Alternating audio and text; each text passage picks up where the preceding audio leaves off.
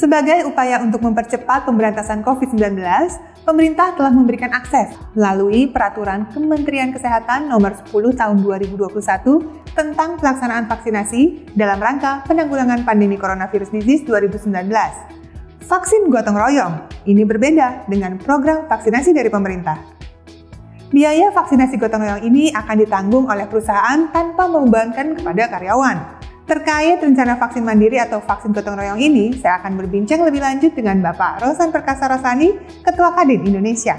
Pak, Kadin saat ini kan masih membuka pendaftaran tahap 2 dan pendataan awal nih untuk vaksin gotong royong. Animonya seperti apa tuh Pak? Ternyata animonya alhamdulillah luar biasa gitu, karena pertama kita hanya tahap pertama dulu, kita sudah tutup, kemudian ternyata animonya terus meningkat, dan yang saya cukup surprise ternyata bukan hanya perusahaan besar saja, tetapi bahkan beberapa banyak UMKM juga ikut serta di dalam pendataan dan registrasi ini. Jadi yang pekerja cuma hanya 5 orang, 10 orang, mereka ikut daftar. Jadi bukan hanya perusahaan besar dari UMKM, perusahaan kecil, menengah, dan besar semua ternyata ikut mendaftar. Oh gitu, jadi ini bukan hanya untuk yang Kadin saja ya, jadi non-Kadin atau perusahaan-perusahaan lain itu bagaimana Pak Rosan?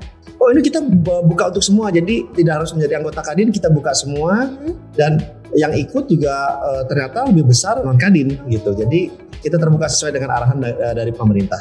Baik, nah kabarnya ini kan kedepannya akan ada beberapa merek vaksin nih yang akan digunakan untuk vaksin gotong royong sendiri. Bagaimana perkembangannya sejauh ini, dan terkait biaya mungkin sudah ada bocoran dan mekanismenya seperti apa Pak Rosan?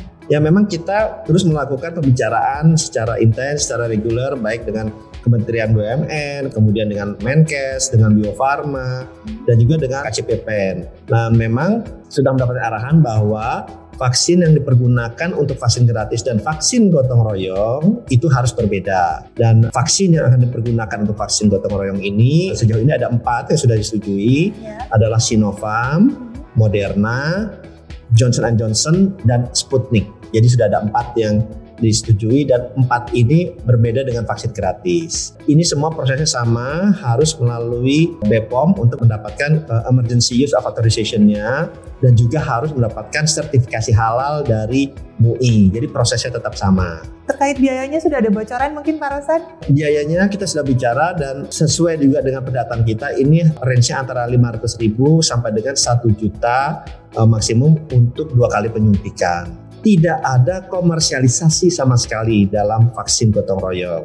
Filosofinya setelah adalah sama, vaksin gratis, yaitu penerimanya atau end usernya harus gratis. Nah, memang dalam hal ini perusahaan yang membeli baik dari pemerintah dalam hal ini ke BUMN ataupun langsung itu harus diberikan gratis kepada karyawannya dan keluarga karyawannya, dan tidak boleh ada potongan ataupun beban apapun kepada karyawan maupun keluarga karyawannya. Oke, berarti ini artinya tidak akan mengganggu program vaksinasi pemerintah tentunya ya? Tidak, sama sekali tidak, karena ini kan berjalan beriringan, dan tadi juga sesuai dengan arahan oleh pemerintah bahwa vaksin ini kan juga berbeda merek, vaksin gratis maupun yang vaksin gotong royong, dan fasilitas yang dipergunakan di dalam vaksin gotong royong ini juga adalah fasilitas full dari swasta, dan kita memang tidak diperbolehkan untuk memakai fasilitas pemerintah. Tujuan vaksinasi gotong royong ini untuk membantu pemerintah dalam mempercepat dan memperbanyak jumlah orang yang divaksin. Dengan semakin banyak yang terlibat dalam vaksinasi gotong royong, maka turut berpartisipasi untuk segera terciptanya kekebalan kelompok atau herd immunity. Namun tentunya, penerapan 3M harus tetap menjadi yang utama.